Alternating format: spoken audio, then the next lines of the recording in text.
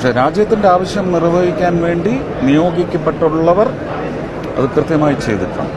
അതിലെന്തെങ്കിലും വീഴ്ച വന്നെങ്കിൽ നിങ്ങൾ ചോദ്യം ചെയ്യും. മലയാളിയല്ലല്ലോ, അവരെല്ലാം ഭാരതീയരാണ്, ഭാരതത്തിൻ്റെ മക്കളാണ്.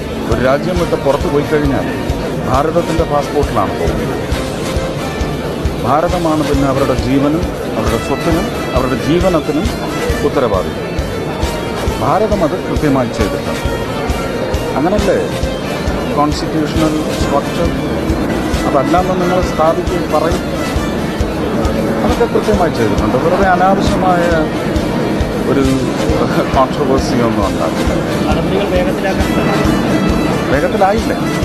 നിങ്ങൾക്കിതിനകത്ത് കാലതാമസം വന്നു എന്ന് നിങ്ങൾക്ക് എന്താണ് ഇതിനകത്ത് കുറ്റം പറയാനുള്ളത്?